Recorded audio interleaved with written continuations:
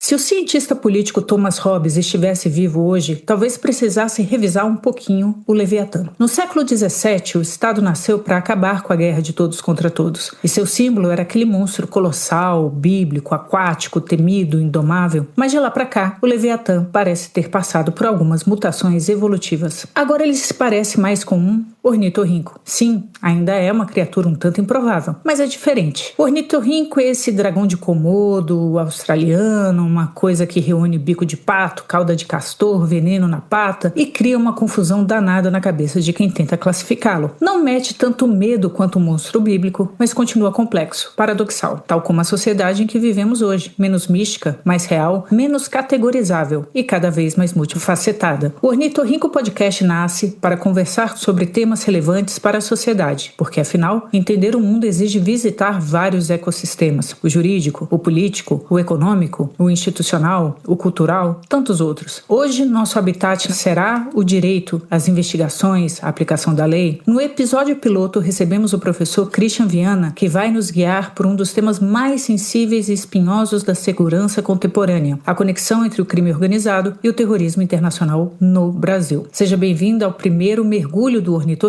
Prepare seu bico, suas patas e a sua curiosidade. O professor Dr. Christian Viana é agente de Polícia Federal há 24 anos. Desde 2021, exerce o cargo de subsecretário de Integração da Segurança Pública na Secretaria de Estado e Justiça e Segurança Pública de Minas Gerais. Antes de ingressar na Polícia Federal, foi advogado, tributarista e consultor na empresa KPMG International por 4 anos. Doutor e mestre em Relações Internacionais pela PUC Minas, bacharel em Direito pela UFMG, graduado pela National Defense University em Washington, D.C., nos cursos de Countering Transnational Organized Crime e Strategy and Defense Policy. Como pesquisador acadêmico, seus principais temas de pesquisa são terrorismo, contra-terrorismo, insurgência contra insurgência, crime organizado transnacional e conflitos assimétricos. Pesquisador em centros de pesquisa no Brasil e no exterior, seu principal tema de pesquisa é sobre a convergência entre o crime organizado e terrorismo na América Latina e suas conexões globais. Christian tem capítulos de livros e inúmeros artigos publicados em 3 idiomas e também é professor e conferencista em nível de graduação e pós-graduação no Brasil e no exterior. Christian, seja muito bem-vindo, muito obrigada por ter aceito esse convite. Olá, Clarita, muito obrigado por ter me convidado para o seu podcast. Christian, para começar, conta pra gente, como foi que você começou a se interessar pela conexão entre terrorismo e crime organizado aqui na América Latina? Clarita, isso surgiu para mim há 25 anos atrás, 24, 25 anos atrás, quando eu ingressava na Polícia Federal e eu fui servir,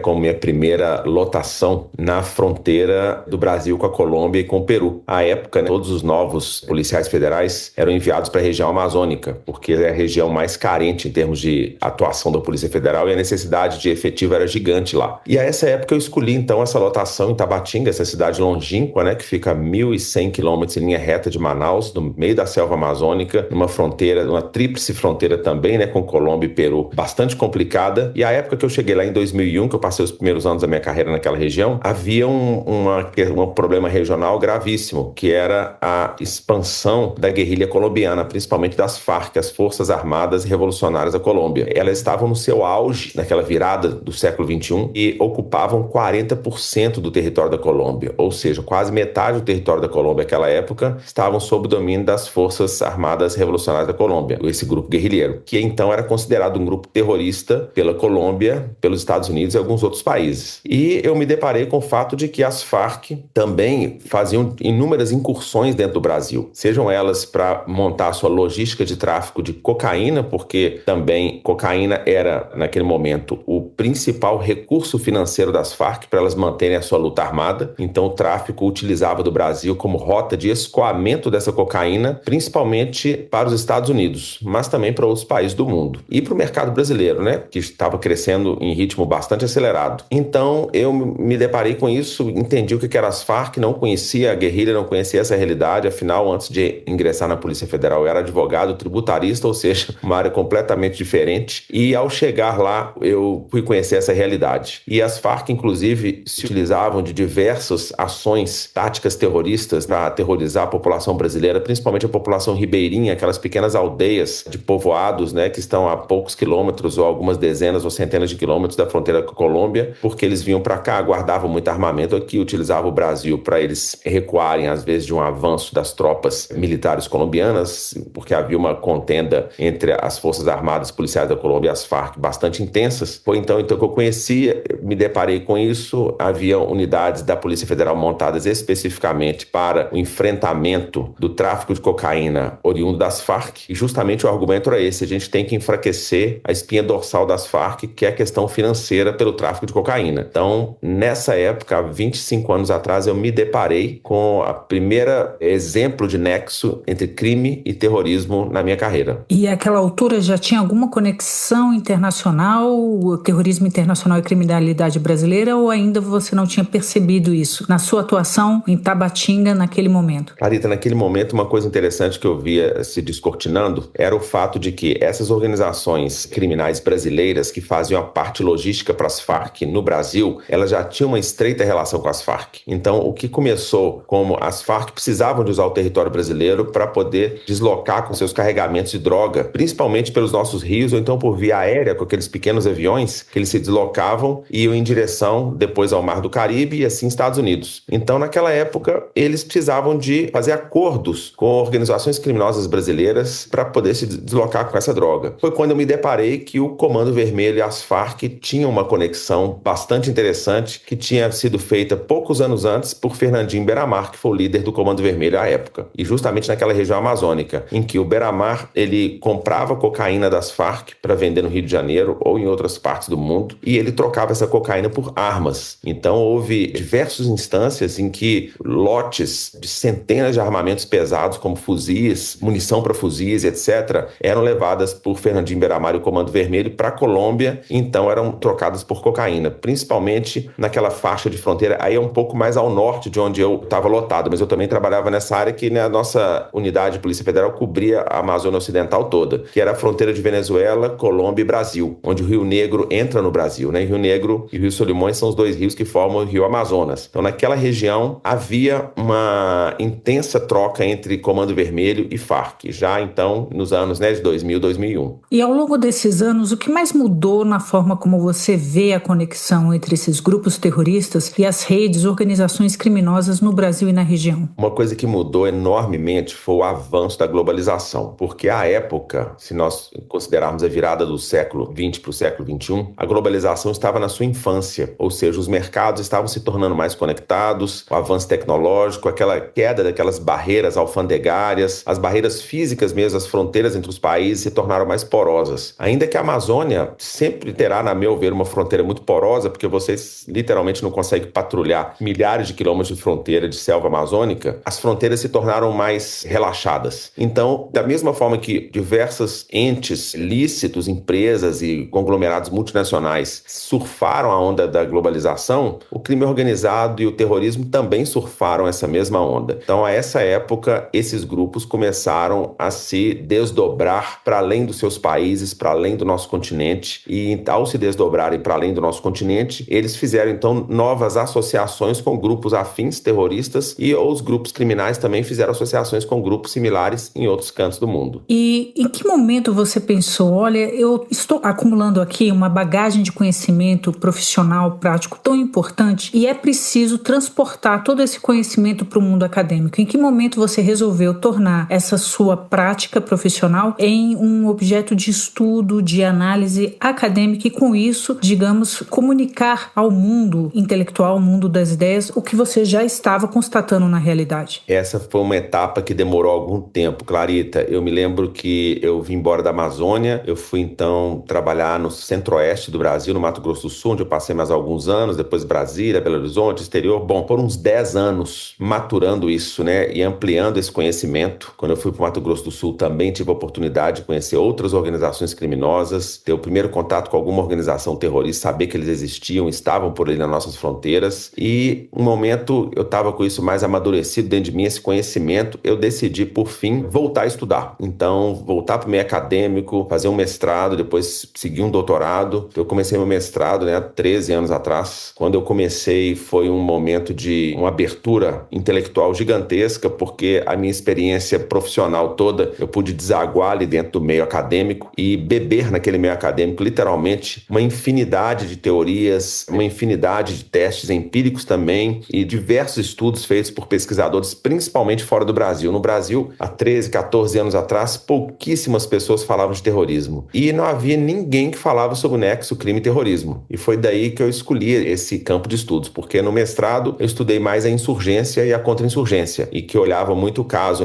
do Rio de Janeiro, que é algo que eu reputo ser o que um pesquisador americano, o John Sullivan e o Robert Bunker, chamam de insurgência criminal, onde grupos criminais como o Comando Vermelho, Milícia, Terceiro Comando Puro, ADA, eles tomam territórios e a partir dos territórios eles montam uma economia ilícita. E a economia ilícita é baseada na extorsão da população, na prestação de serviços e também no tráfico de drogas. Quando eu fui para o doutorado, então, que eu vi, olha, eu vou expandir isso. E eu fui estudar, então, a relação do crime organizado com o terrorismo numa forma mais ampla e escolhendo 2 grupos específicos para trabalhá-los. E desde então eu tenho trabalhado essa questão acadêmica e profissional da melhor forma que eu posso. E você recebeu algum tipo de oposição dentro da academia? Isso porque em alguns rincões da academia brasileira costuma se ver ou tributar a grupos como as Farc como uma resistência armada contra o governo constituído, com demandas legítimas. Em algum momento você sentiu essa oposição ideológica dentro da academia brasileira? Olha, Clarita, interessante que esse tipo de oposição eu senti muito pouco. Era muito pouco e muito pouco lastreado, então as discussões elas não iam muito adiante, porque geralmente quem argumentava algo nesse sentido não conseguia levar muito adiante a discussão. Mas por incrível que pareça, a maior oposição que eu recebi até de vários colegas era assim,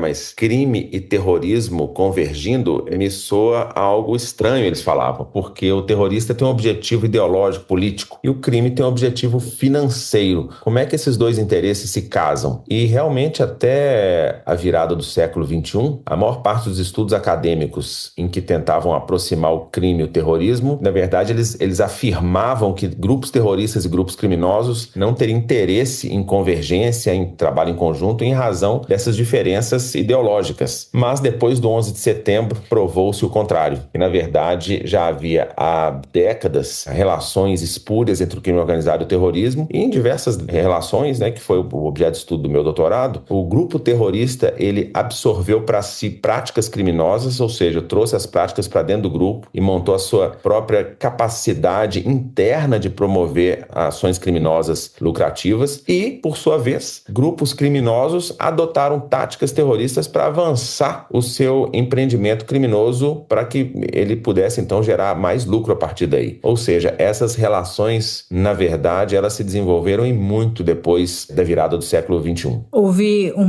o que se fala nas ciências humanas, um cross-fertilization, Os 2 grupos aprenderam um com o outro. Exatamente. Houve bastante disso nos últimos 20 e poucos anos. Você arriscaria dizer que, pelo menos na América Latina, esses grupos que usam do terrorismo e que têm uma ideologia, eles deixaram de ser menos ideológicos e mais uma forma de negócio como outra qualquer, criminosa, mas como outra qualquer? Eu diria que sim, ao menos nos grupos que eu estudei. Então, por exemplo, eu estudei as Farc e o Hezbollah libanês no meu doutorado. Então, em relação às Farc, eu os vejo assim, eles são o grupo mais longevo guerrilheiro na América Latina. Eles já estão na atividade desde os fins dos anos 40, início dos anos 50, ou seja, quase 80 anos de atividade. Era um grupo ideológico terrorista, com ideologias marxistas, em que depois de 1980, quando eles começaram a traficar cocaína para se financiar, gradativamente muitos dos seus recrutas, eles passaram a entender ou absorver a parte do tráfico, do business ilícito, como a sua principal atividade, não a atividade ideológica. Tanto que, depois do processo de paz foi concluído em 2016, na Colômbia, o grupo, as Farc, que no seu auge, quando eu vivi lá na fronteira, tinham tipo 16, 17 mil combatentes, em 2016 eles já tinham sido reduzidos a 6, 7 mil. Então, durante o processo de paz, eles depuseram as armas, houve uma desmobilização, eles, em tese, integrariam a vida civil regular. E à época havia uns 300, 400 dissidentes, ou seja, aqueles que não quiseram depor as armas. Mas o que houve? Já era algo que eu vislumbrava, eu e outros colegas falávamos, isso não vai dar certo, porque esse pessoal está tão acostumado a traficar cocaína e ter altos ganhos com cocaína, eles não vão querer ter um trabalho normal para ganhar 2 salários mínimos, trabalhar de 9 a 5 num centro urbano. Eles são pessoas do meio rural e ganham muito dinheiro e têm muito comando e controle do negócio ilícito deles. Tanto que nos anos seguintes, o número de dissidentes subiu para o que hoje se estima em 4.000 dissidentes. E eles todos voltaram a traficar cocaína, voltaram para o meio da selva, voltaram a plantar coca, refinar e vender. Ou seja, a motivação deles, em grande parte, ela é financeira. Eles querem lucro. Só que eles usam a roupagem da ideologia para serem aceitos por alguns grupos políticos. Então, eu vejo as Farc assim, tanto que alguns pesquisadores argumentam que as Farc deixaram de ser um grupo terrorista, guerrilheiro, para passar a ser um grupo narcotraficante. Então, esse é as Farc. Já no Hezbollah, o que eu observei durante a minha pesquisa toda é que ele, ainda que ele tenha surgido no Líbano em 1982, por um objetivo político muito específico, que era a época, né, era a Guerra Civil Libanesa, que durou de 75 a 90. Então, o mote do Hezbollah era expulsar as forças militares de Israel do sul do Líbano e fazer uma oposição forte ao Estado de Israel e ao mundo ocidental. E eles se espalharam por meio da diáspora libanesa mundo afora, né? Só na Guerra Civil, mais de 1 milhão de libaneses deixaram o Líbano. Hezbollah infiltrou seus agentes nessa diáspora e eles se espalharam pelo mundo. Então, o que eu observo aqui no Brasil, na tríplice fronteira nossa, né, do Paraguai, Argentina, Colômbia, Chile, é que vários membros ou facilitadores do Hezbollah nesses enclaves aqui na América do Sul, eles se uniram ao Hezbollah, eles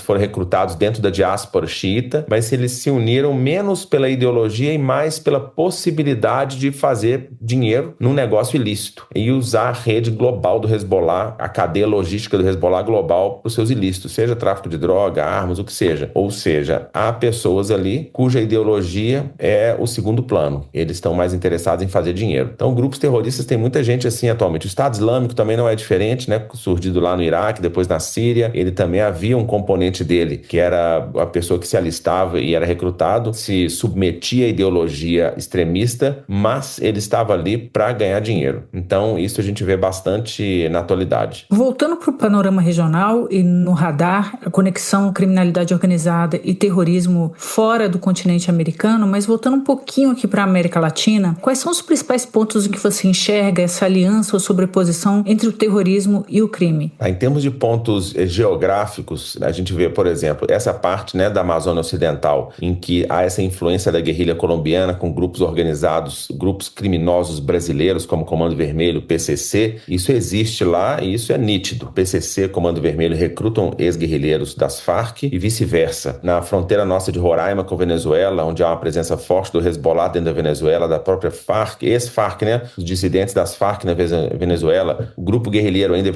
colombiano que atua na Venezuela, que é o ELN, o Exército Nacional de Libertação também, que está lá e tem relação principalmente com o PCC brasileiro. E o Trem de Aragua, que seria uma facção criminosa venezuelana que também estende seus tentáculos aqui por vários países da América do Sul. Essas localidades geográficas, isso é nítido. Na nossa tríplice fronteira sul, onde temos ali Brasil, Paraguai e Argentina, que é uma região já notória pela presença do crime organizado transnacional, desde máfias chinesa, japonesa, russa, cartéis mexicanos, máfia italiana, PCC, Hezbollah, Al-Qaeda já passou por ali, ou seja, lá é um caldeirão onde esses atores ilícitos, esses atores internacionais, transnacionais, sejam terroristas ou criminosos, eles se encontram. Então ali também há essa convergência entre esses atores ilícitos. Outras regiões da América do Sul, Paraguai, Argentina, Chile agora tem aparecido bastante isso, Chile, a fronteira Chile-Bolívia. Então o Peru também é a mesma coisa, ou seja, a América do Sul, ela tem vários pontos em que esses grupos terroristas e criminosos, eles se aproximam. Christian, você tocou em 2 assuntos que eu desconhecia. Primeiro, a presença do Hezbollah na Venezuela e depois a transformação da tríplice fronteira nesse hub de organizações terroristas internacionais. Então, eu vou lhe fazer 2 perguntas a respeito desses aspectos. Em que momento o Hezbollah entrou na Venezuela e se espraiou e se tornou confortável ali naquele país? Foi durante o governo do Chávez? É devido à aproximação da Venezuela com o Irã? Qual foi o momento crucial em que a Venezuela se tornou esse abrigo do Hezbollah?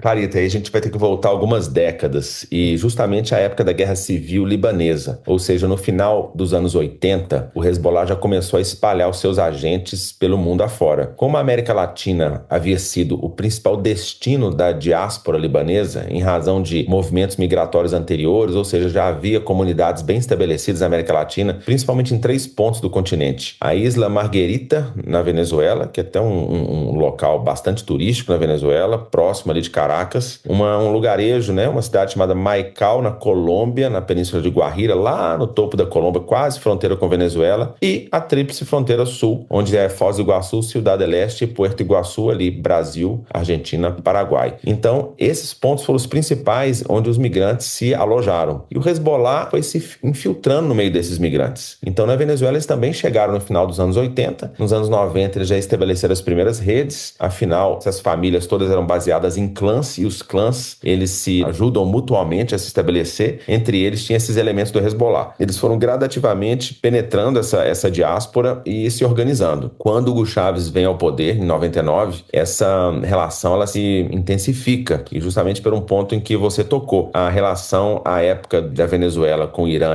os dois países se aproximaram mais. A época do presidente Danilo Ahmadinejad, ele era muito próximo do Hugo Chávez, chegou a vir na Venezuela em algumas ocasiões, o Hugo Chávez foi ao Irã em algumas ocasiões. Como sabemos, o Irã é o principal patrocinador do grupo terrorista Hezbollah, e ele não nega isso, o próprio Hezbollah não nega isso. Há uma estimativa em que 60% a 70% das finanças do Hezbollah, ou seja, da sua receita, ela seja advinda de fontes estatais iranianas. Então, com essa aproximação, o Hezbollah teve espaço para crescimento na Venezuela. Então, houve uma ampliação do Hezbollah na Venezuela. O regime de Hugo Chávez e depois seguido Nicolás Maduro, em que eles mantêm, desde então, né, há 25 anos, um regime ditatorial na Venezuela. Eles utilizam o aparato estatal para, então, trazer armas, levar os terroristas da América do Sul para o Oriente Médio e vice-versa, montar as suas bases, treinamento, etc. Ou seja, a Venezuela se tornou um hotspot, um hub também de acesso do Hezbollah na América Latina. E a famosa Tríplice Fronteira, por que ela atrai tantos grupos criminosos transnacionais? O que facilita naquela região que eles se firmem, fiquem e transformem a Tríplice Fronteira quase que, pelo menos ao olhar do leigo, o escritório dessas criminalidades na América Latina? A Tríplice Fronteira, Clarita, tem um apelido nada honroso, que é dito que ela é chamada de Nações Unidas do Crime. Ali já é há 50 anos um hub de ilícitos. E por quê? Desde lá de trás, como sabemos nós, principalmente brasileiros, foi estabelecido ali, do lado do Paraguai e tolerado no lado brasileiro, uma região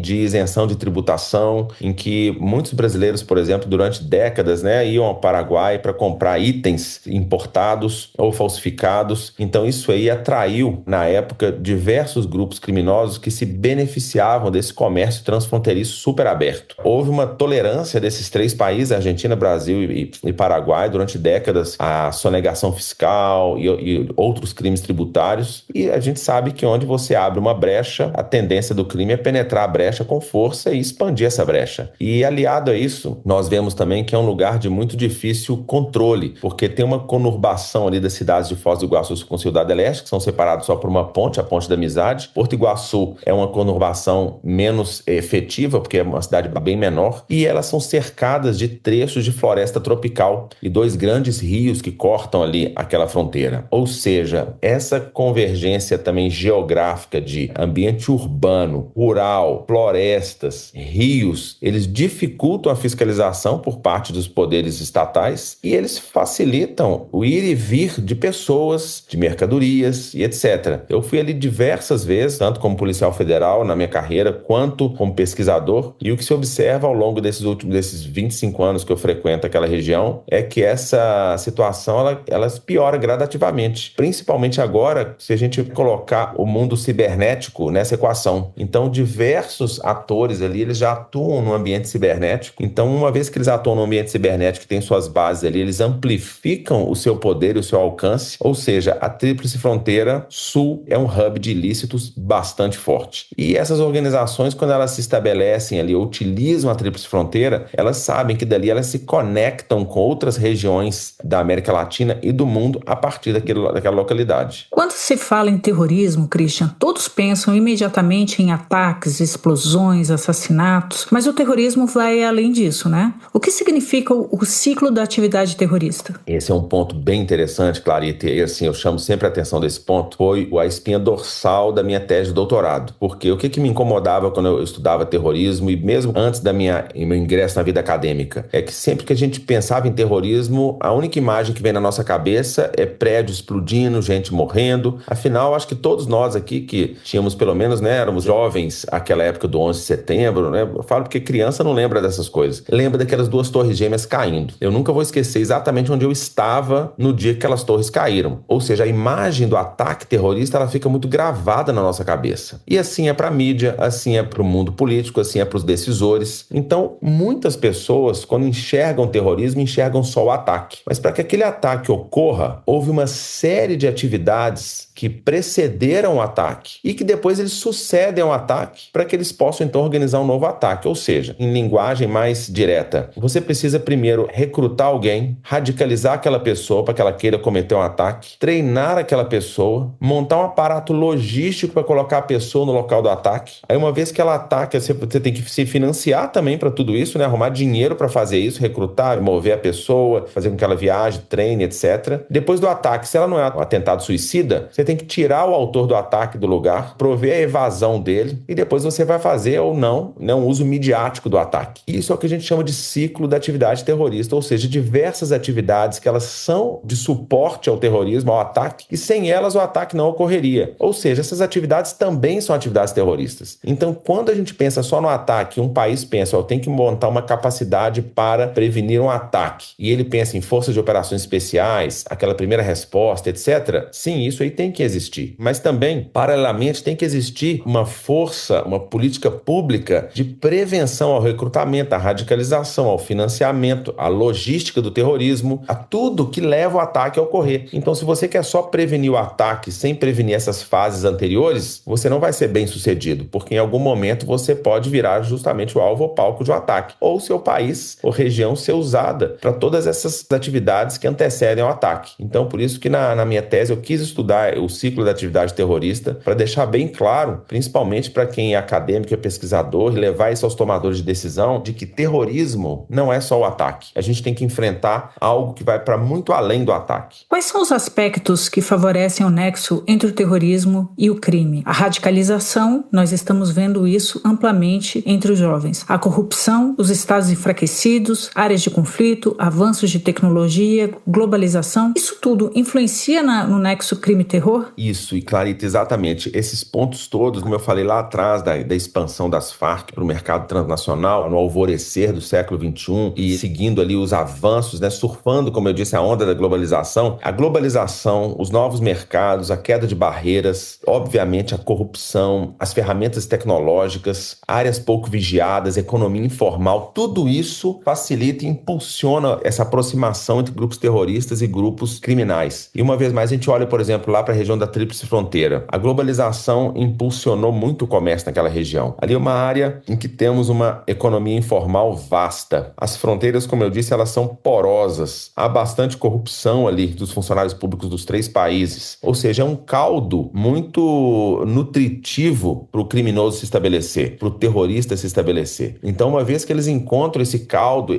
todas essas variáveis os ajudam a fincar raízes e estabelecer os seus negócios espúrios. Ou seja, geralmente a gente acha nessas tríplices fronteiras países que são, por exemplo, estados falidos ou estados que têm pouca governança, e a gente vê, por exemplo, a África ali, né, a parte do Sahel africano, o norte da África ou a África Ocidental, muitos países ali que sofrem de má governança, fragilidade estatal. No Oriente Médio, Iraque, Síria, fragilidade estatal, Líbano, onde então esses grupos terroristas e criminosos eles passam a fazer parte da economia do país. Venezuela aí tem muita corrupção, fragilidade estatal. Agora, não precisamos ir longe, né? Se a gente olhar um Rio de Janeiro nosso, aquelas favelas onde o Estado não tem presença, a única presença é a polícia quando ela entra ou sai, e sempre tem tiroteio, combate, etc. Mas o Estado em si não tem uma presença dentro daquelas favelas. Por isso que um Comando Vermelho toma conta daquilo. Na Amazônia Ocidental, a fronteira ali do Brasil com o Peru, no Rio Javari, é um lugar que geograficamente é quase o tamanho do estado do Paraná, uma reserva gigante indígena, parque nacional, que não tem presença do governo, só tem uma floresta intocada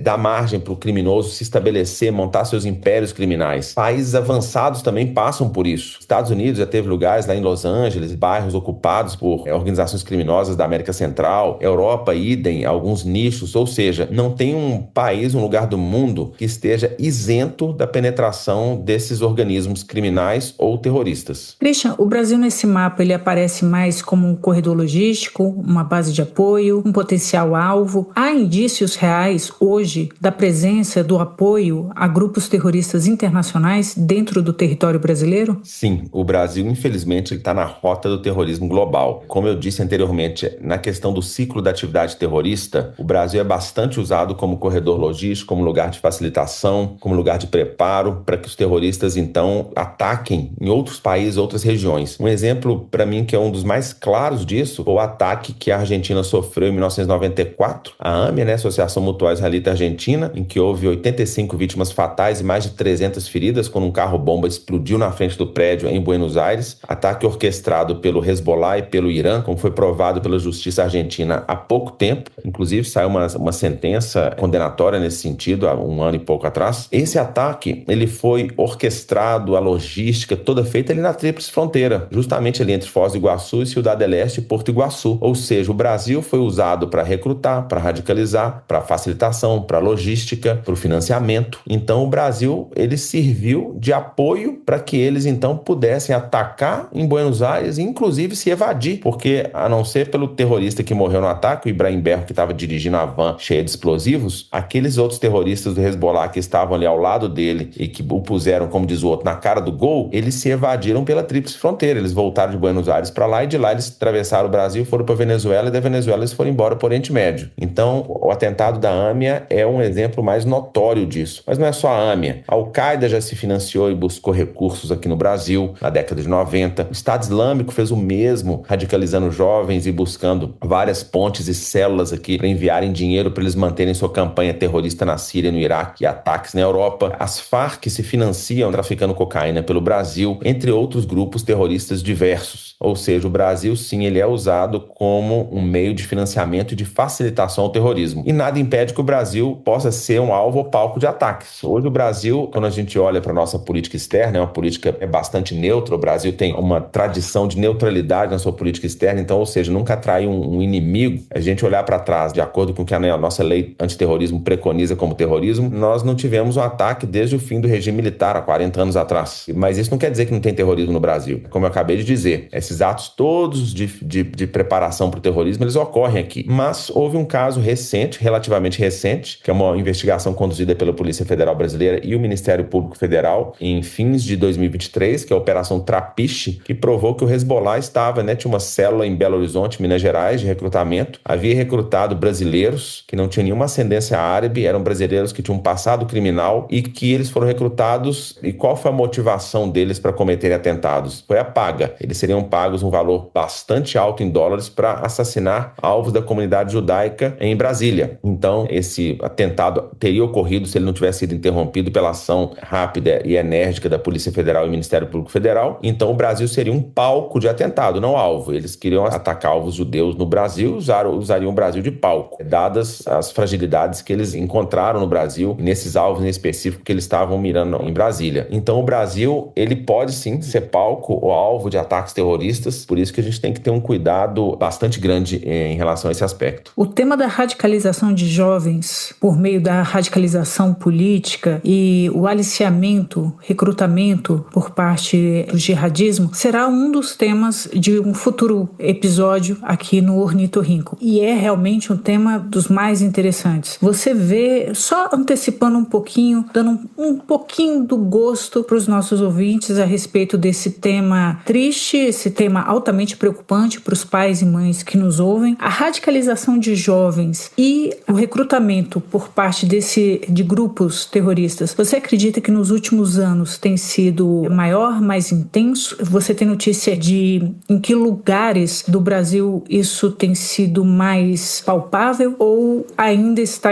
sob investigação? Esse ponto é muito interessante, ele é muito preocupante, como você mesma disse. Eu vejo essa radicalização principalmente por meio da internet, redes sociais, jogos online, como segue algumas ondas. Por exemplo, Clarita, quando tivemos aquele auge do crescimento crescimento do grupo terrorista Estado Islâmico na Síria e no Iraque nos anos ali de 2013 a 2017, 18, porque a partir de 2018 ele começou a ser derrotado pelas forças da coalizão, capitaneadas ali pelos Estados Unidos, e ele deixou de existir territorialmente em 2019. E ele, vamos dizer, foi para as sombras novamente. O grupo está lá, vivo, faz muitos ataques, etc., mas não tem um domínio territorial como ele tinha nos anos aí de 2015, há 10 anos atrás. A essa época, ele precisava de muita gente para lutar por ele. Então, eles estavam recrutando jovens no mundo inteiro. São os famosos foreign fighters, né, os combatentes estrangeiros. Há uma estimativa em que havia dezenas de milhares de combatentes estrangeiros lutando pelo Estado Islâmico na Síria e no Iraque, naqueles anos entre 2013 e 2019. E muitos desses foram recrutados pela internet, por redes sociais. Os aliciadores, então, por meio das redes sociais, atraíam. A maior parte dessas pessoas eram jovens entre 18 e 20 e poucos anos. Havia muitos menores de idade que a eles foram, inclusive, entregues passaportes falsos, como se eles fossem maiores, para que eles pudessem viajar para a Síria para ingressar no Estado Islâmico propriamente dito. Então, houve uma onda de recrutamentos muito forte à época. Inclusive, o Estado Islâmico fez uma tentativa de recrutamento e conseguiu de diversos jovens brasileiros. E à época foi até alvo de uma operação da Polícia Federal chamada Operação Hashtag, em 2016, às vésperas das Olimpíadas, em que o Estado Islâmico tinha recrutado mais de uma dezena de jovens, e à época esses jovens, inclusive, planejavam um atentado nas Olimpíadas. E esse atentado foi então desbaratado 2 semanas antes dos Jogos Olímpicos. Esses jovens foram presos, posteriormente condenados em primeira instância. A condenação então foi confirmada na segunda instância por atos preparatórios de terrorismo. E esses jovens haviam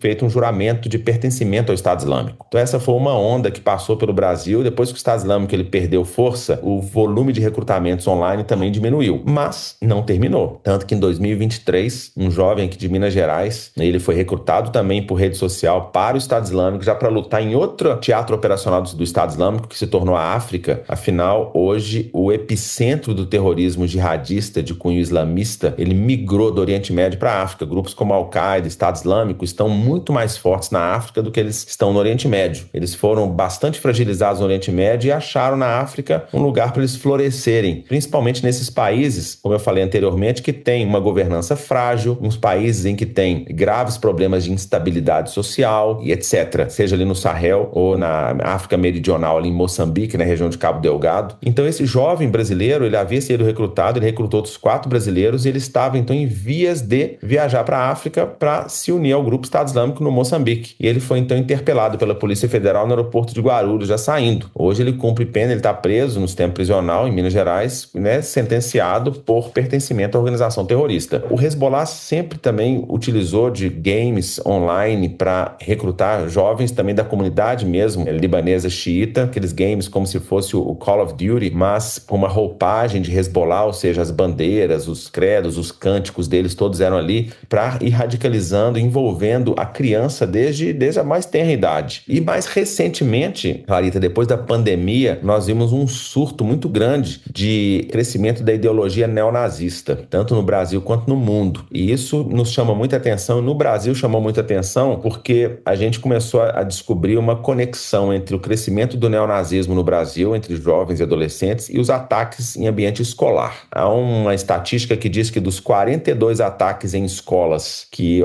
ocorreram no Brasil nos últimos 25 anos, 64% deles ocorreram a partir de 2022, ou seja, depois do fim da pandemia. E eu me debrucei sobre estudar cada um desses ataques, as investigações. Se nós virmos as investigações como um todo, 77% de quem cometeu os ataques, ou seja, dos perpetradores, eram adolescentes na faixa etária de 12 a 17 anos, ou seja, menores de idade, em escolas tanto particulares quanto públicas, principalmente de ensino médio e ensino fundamental. Estes jovens, todos eles tinham, e esses ataques, né, a maioria deles realizados por meio de arma de fogo, mas não todos. Mas todos esses jovens tinham redes sociais, eram ativos em redes sociais, e vários deles tinham exposição a ideologias neonazistas. E assim, até para um esclarecimento aqui sobre o que é neonazismo. Primeiro que muita gente pergunta, neonazismo é de esquerda ou de direita? O neonazismo não é nem de esquerda e nem de direita. Neonazismo é neonazismo. Há pessoas de esquerda neonazistas e há pessoas de direita neonazistas. Então isso para a gente dirimir uma dúvida do passado que as pessoas ficavam apontando lados. O que a gente percebe? O neonazismo, primeiro, né, ele tem 4 pilares. O pilar mais óbvio dele é o antissemitismo, ou seja, aquele ódio aos judeus, que ele evoca desde a época de Adolf Hitler, pré-Segunda Guerra Mundial. O antissemitismo é um dos pilares do neonazismo, tal qual qual é o racismo, tal qual é a misoginia, que é o ódio às mulheres, e a LGBTQIA+,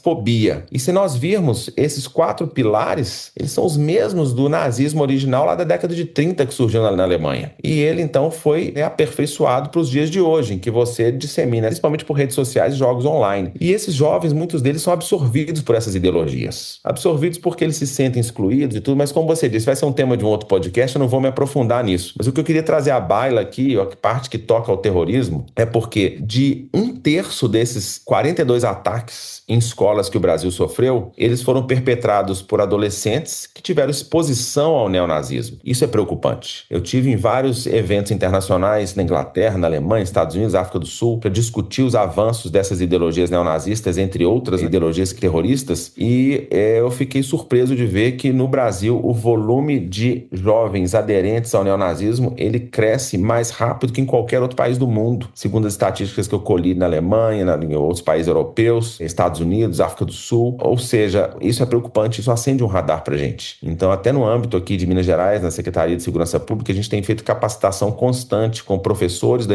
ensino médio fundamental em escolas públicas e privadas para que eles possam identificar esses comportamentos em sala de aula, poder reportar os pais, reportar a assistência social, reportar a polícia, e assim a gente conseguiu prevenir alguns atentados em escolas com base nessas observações. Então, essas ideologias, elas crescem em redes sociais. Fica aqui um alerta que depois a gente pode tratar em mais profundidade em um outro podcast, como nós podemos preparar os pais para identificar isso, dentro das suas casas e não permitir que essas ideologias nefastas tomem conta das cabeças, dos corações e mentes dos seus adolescentes. Até lá fica uma dica do podcast Ornitorrinco, que é a minissérie Califado. É uma minissérie sueca que trata exatamente disso, da radicalização, do recrutamento de jovens para o Estado Islâmico para viverem no califado e pelo califado sírio. É bem interessante, dá uma dimensão para os pais dos desafios que eles têm que enfrentar, de como endereçar as dúvidas e inquietações dos jovens com relação aos grandes temas de política internacional, que são apaixonantes, muitas das vezes são polêmicos,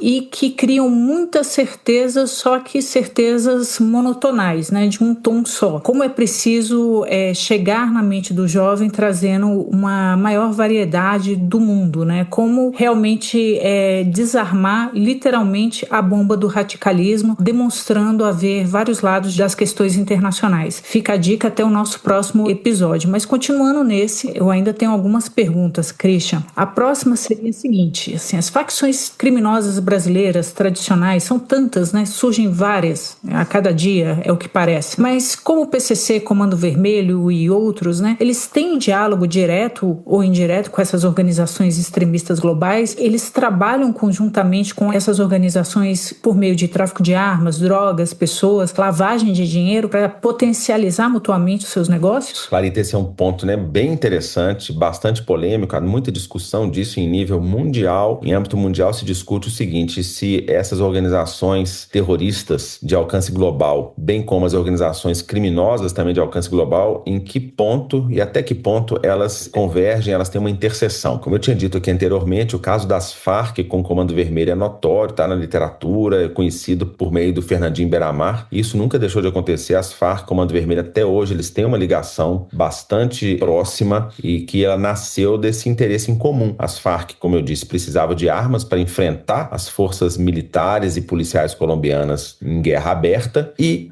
o Comando Vermelho precisava da cocaína das Farc para mover o seu império de tráfico de drogas também naquela época, que era o principal recurso do Comando Vermelho. Então havia essa relação muito próxima entre eles, que nunca acabou. Outras relações que nós vemos, a gente trazendo o mundo lá de fora para cá, e como eu falei para vocês, por exemplo, a região da África do Norte, a África Ocidental, grupos que são derivados da Al-Qaeda e do Estado Islâmico lá, Al-Qaeda no Magreb Islâmico, Jainim, entre outros, o Estado Islâmico da África Ocidental, eles começaram a se aproximar de vários grupos criminosos, inclusive da América do Sul. Então, grupos criminosos que traficam cocaína daqui para a Europa, eles passam pela África. Então, muitos grupos criminosos latino-americanos, eles levam a droga, Cocaína, por exemplo, só para esclarecer o ouvinte, é uma droga que ela só é produzida na América do Sul. Ela só é produzida em 3 países, Colômbia, Peru e Bolívia. São os únicos países que têm a condição climática e territorial para que a folha de coca seja plantada e a partir daí, então, ela é industrializada em laboratórios clandestinos no meio da floresta ou da montanha e se produz a a cocaína, seja a pasta base ou pó em si. E isso é traficado mundo afora, uma droga muito comum em todos os continentes do globo. E uma das rotas mais comuns de envio dessa droga, uma vez que o mercado mais aquecido de cocaína hoje é a Europa, são as rotas pela África Ocidental. E por que eles mandam essa droga pela África Ocidental? Justamente para acrescentar mais pontos intermediários antes da droga chegar no ponto final, para dificultar que as polícias do mundo, e o trabalho em conjunto das polícias, seja eficaz. Afinal, quando você enfia uma droga e atravessa ela pela floresta amazônica ou o deserto do Saara, é muito mais difícil você localizá-la e localizar os traficantes do que se ela está andando pela cidade. Bom, e uma vez que esses grupos sul-americanos, eles começam a levar essa droga pela África, eles se usam de serviços logísticos dos grupos terroristas que ocupam territórios no norte da África. Então, esses grupos terroristas, como Al-Qaeda e Estado Islâmico, fazem o transporte dessa droga até o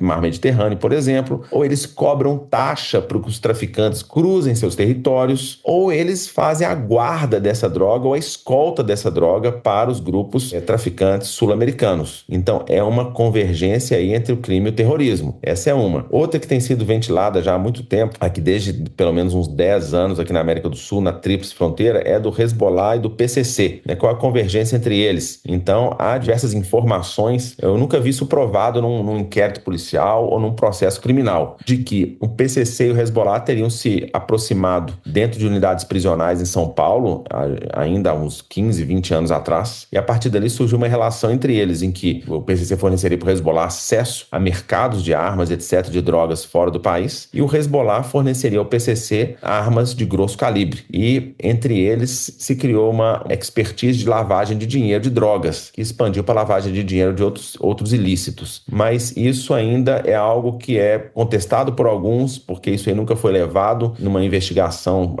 com mais profundidade, mas não apareceu só na tríplice. Há uns anos atrás apareceu um outro caso no Rio de Janeiro, com um traficante do PCC que foi preso pela Polícia Civil do Rio, de nome Elton Rumicho Galan, que ele era baseado no Mato Grosso do Sul, e ele até o acusado de ter matado aquele libanês, o Jorge Rafat, lá na fronteira não ele matado, né, mas ele organizado a emboscada que assassinou o Rafat, e que ele, quando foram então investigar, depois da busca e apreensão do telefone dele, do material que estava com ele, acharam diversas referências ao Hezbollah e diversos nomes de facilitadores do Hezbollah, criminosos libaneses, facilitadores do Hezbollah ali. Então é uma outra ponta que surgiu e que hoje está sob investigação federal. Esses são alguns pontos. Outros que na Justiça da Argentina, o Ministério da Segurança Pública da Argentina também já plotou ligações do Hezbollah com grupos criminosos locais na Argentina e com o próprio PCC na Argentina. Foi até motivo de relatório da Polícia Argentina e do Ministério da Segurança Pública Argentina ano passado, ou seja, esses casos andam aparecendo. No passado, a Al-Qaeda e Estado Islâmico já se utilizaram no Brasil de redes criminosas de contrabando de crimes cibernéticos para fazer dinheiro, ou seja, fazer receita para mandar por Oriente Médio para eles usarem em atos terroristas. Então, há diversas maneiras em que esses grupos têm se cruzado em território nacional. A legislação brasileira dá conta dessa ameaça híbrida que mistura crime, terrorismo, ideologia? A legislação brasileira, nesse ponto, até a nossa lei antiterrorismo, ela traz, a lei 13.260 de 16, ela traz no bojo dela as questões de nexo crime-terror, de financiamento, facilitação, etc. Inclusive, na sentença criminal expedida aqui pela Vara Federal em Belo Horizonte da Operação Trapiche, que trata de recrutamento e treinamento, a juíza federal bem colocou e aplicou a lei em que ela diz, ela vai provando então as instâncias de treinamento e recrutamento dos indivíduos que o Hezbollah trouxe para si, e ela vai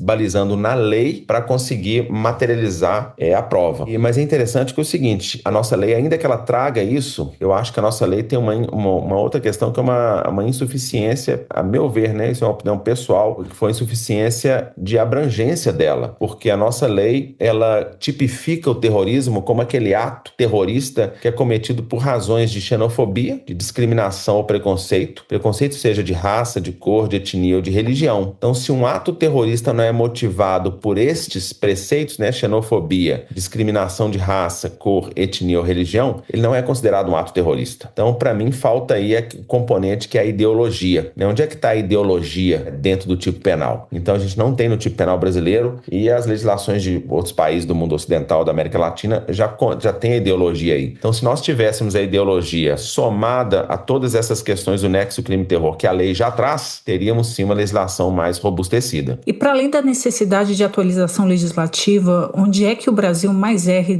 ou deixa a desejar no enfrentamento desse tipo de risco? Bom, então, como você mesma citou, a atualização legislativa, a meu ver, ela é importantíssima. Nós precisamos de ter uma legislação que ela se coadune, ela esteja ali no mesmo patamar de legislações de diversos países que são nossos parceiros no enfrentamento do terrorismo global. Outra questão que eu creio que o Brasil ainda nos faz falta aqui é termos uma instância colegiada em nível federal que traga outros órgãos para compor como se fosse uma força-tarefa mesmo de enfrentamento e prevenção ao terrorismo. Porque a legislação é uma legislação que ela então imputa, né, à Justiça Federal o julgamento dessas causas e que, por sua vez, implica que o Ministério Público Federal é o dono da ação penal e a Polícia Federal é a polícia que investiga. Ela não passa atribuições diretas para outros órgãos. Então, eu creio que, por exemplo, ainda que em termos de persecução criminal a lei já esteja coberta, né, porque tem a Polícia Federal, tem o Ministério Público Federal e a Justiça Federal, onde estão os outros órgãos envolvidos na questão do enfrentamento, né? Seja órgãos de inteligência, órgãos governamentais diversos, outras agências, como em outros. Aí a gente não precisa inovar também, né? A gente só faz um benchmarking com outros países do mundo que tem seus conselhos de segurança nacional, por exemplo, ou análogos, em que eles têm um corpo multifuncional de enfrentamento ao terrorismo. Ou seja, você dá responsabilidade para cada um dos outros órgãos, e não só para uma polícia, para um Ministério Público e para uma justiça. Você fala assim, olha, o terrorismo não é só assunto de justiça, é um assunto que vai para muito além da justiça criminal. Eu acho que isso faz falta no nosso país atualmente. E faz falta também, né, Clarita, como eu tratando do ciclo da atividade terrorista, que já é uma questão de levar ao nosso legislador, levar aos nossos tomadores de decisão nas instâncias maiores do nosso país, a consciência da importância de entender a ameaça que é cada etapa do ciclo da atividade terrorista. Nós não podemos ignorar que há um financiamento no Brasil, que há facilitação no nosso país, que há recrutamento, que há radicalização. Se nós ignorarmos isso e olharmos só para a prevenção do ataque, nós vamos sempre estar sujeitos a sermos explorados por grupos terroristas. Então, esse amplo reconhecimento da ameaça nos diversos níveis do ciclo da atividade terrorista é absolutamente necessário. Então, o que as lideranças políticas, os partidos políticos, as escolas, as lideranças religiosas, as organizações da sociedade civil organizada, de base, o que elas podem fazer na prevenção, por exemplo, da radicalização e na prevenção às outras etapas do ciclo terrorista? Isso é a parte, eu acho que mais importante, é a gente atuar na prevenção. Eu penso que se a gente fizer um bom trabalho de prevenção, a gente olha para o futuro. Então nós olhamos daqui a 15, 20, 25 anos, vamos ter um país completamente diferente, já muito mais resiliente e atento. E para isso a gente tem que começar, eu vejo, dentro de sala de aula. Então com os jovens, com os adolescentes, e uma matéria que muitas vezes, né, é relegada a um outro plano, que são os direitos fundamentais, o artigo 5º. Eu tenho falado isso quando nós conversamos, por exemplo, com a educação, com os pais, a respeito desses ataques em escolas, que eu falo assim, por que aquele adolescente, ele desenvolveu um ódio pelo seu coleguinha só porque ele tem uma cor diferente, é de uma etnia diferente, de uma religião diferente? Por falta dele entender de direitos fundamentais. O nosso artigo 5º está na nossa Constituição. Todos somos iguais. É a questão de entender que no nosso país não há distinção. Nós somos todos iguais. Isso está na nossa lei magna. Só que isso não é reproduzido dentro das escolas. Eu não conheço uma escola que tenha no currículo um ensino da Constituição da nossa República, das nossas leis de direitos humanos. Você tem uma pincelada disso em alguns lugares no segundo grau, mas você tem que ensinar isso desde que o aluno está no ensino fundamental. Porque assim, Clarita, quando a gente ensina isso lá na base, esse aluno um dia vai se tornar um profissional, um político, um policial, um advogado, um médico, que seja, mas isso já vai estar entranhado no coração dele, no cérebro dele, o respeito aos direitos fundamentais, aos direitos humanos. E se nós todos tivéssemos essa consciência, como se fosse uma pedra fundamental dentro de nós, o risco de radicalização e incorporação por organizações terroristas ia ser infinitamente menor. Então, para mim, essa é uma pedra fundamental. Prevenção, e ela se faz em âmbito de casa e nas escolas, ou seja, os pais também influenciam grandemente. Quando nós vemos, Clarita, esses jovens que foram cooptados para o Estado Islâmico, que é esses que eu mencionei, né, nos anos aí de 2013 a 2016, adolescentes, como esses cooptados por organismos neonazistas, agora pós-pandemia, eles têm algo em comum, que é a alienação parental. Os pais, independente de ser uma família, vamos dizer, funcional, pai, mãe dentro de casa, etc., eles não tinham a proximidade com o filho, não sabiam o que o filho fazia dentro daquele quarto fechado, por trás da internet, dentro da rede social, dentro de um jogo online. E não é o jogo que transforma alguém em terrorista, terrorista, é o chat, que ele fica conversando ali naquele chat, daqui a pouco alguém dá uma cutucada nele, você não sabe quem está por trás, afinal, no mundo virtual, né, a pessoa, muitas vezes você leva gato por lebre, quando eu falava no meu tempo, né? Você acha que está conversando com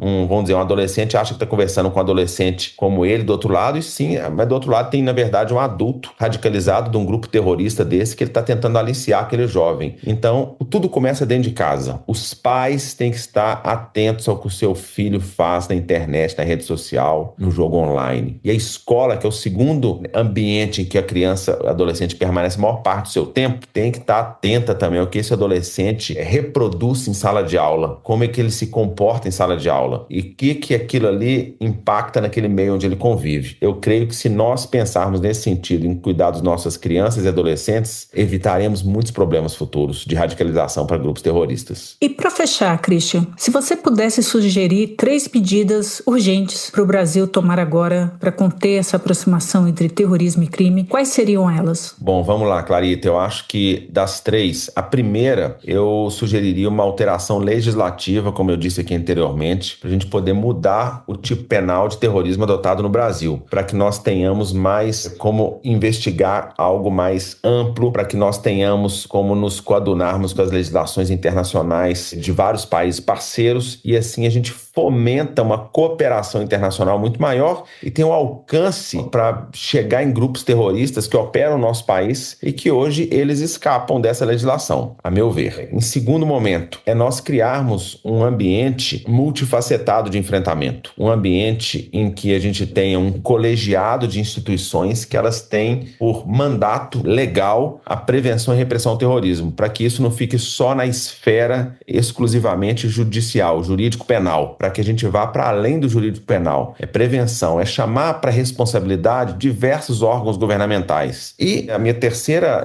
sugestão, que vai muito ao encontro do que eu falei anteriormente, é criar uma resiliência na população para não serem objeto de recrutamento. E essa resiliência vem de educação. Aí a gente precisa da sociedade civil, organismos não governamentais, nós precisamos de iniciativas estatais para fomentar que dentro das famílias, dentro das escolas, a criança e o adolescente ela seja ensinada desde o início o que é terrorismo, quão nefasto é um ato terrorista, para que ela possa ter um julgamento a partir da idade, desde pré-adolescência e adolescência, e que possa evitar que ela siga nessa senda de aderir a um grupo terrorista, ou seja, é a etapa de prevenção e resiliência em termos de população. Então, acho que essas 3, alteração de legislação, na verdade, uma alteração para a gente modernizar a nossa legislação, aliada a um olhar mais multifacetado por parte do governo, ou seja, atribuir responsabilidades a outros órgãos do governo na prevenção e investigação do terrorismo e tratar a prevenção desde nível de pré-adolescência e adolescência dentro de casa e dentro das escolas para ampliar a nossa resiliência dos nossos jovens para não serem recrutados por esses grupos. Eu creio que, do meu pensamento, do que eu acredito hoje, seriam 3 iniciativas que nós colheríamos frutos muito interessantes no futuro. E assim, encerramos o primeiro episódio do Ornitorrinco Podcast, onde, como sempre, a complexidade tem vez e o simplismo fica do lado de fora. Nosso podcast é curioso, como o ornitorrinco, em 2 sentidos. É um bichinho curioso por natureza e é um bichinho curioso para quem o observa. Hoje percorremos juntos os delicados territórios em que o crime organizado e o terrorismo internacional se entrelaçam, trazendo à tona desafios muito reais para o Brasil contemporâneo e para o mundo. Dr. Christian Viana compartilhou conosco sua análise profunda, lúcida e acessível. Exatamente o tipo de conversa que buscamos aqui, que não subestima o ouvinte e não foge dos temas difíceis. Ao longo dos próximos episódios, seguiremos explorando outros habitats, do direito à política, da cultura à tecnologia, sempre com o espírito do nosso ornitorrinco curioso, adaptável e atento à complexidade do mundo. Se você gostou, siga o Ornitorrinco Podcast na sua plataforma preferida, compartilhe com quem também gosta de mergulhar fundo nos temas e nos acompanhe nas redes sociais. Até o próximo episódio e lembre-se, o contrato social pode até ter começado com Leviatã, mas hoje quem dá o tom é o Ornitorrinco.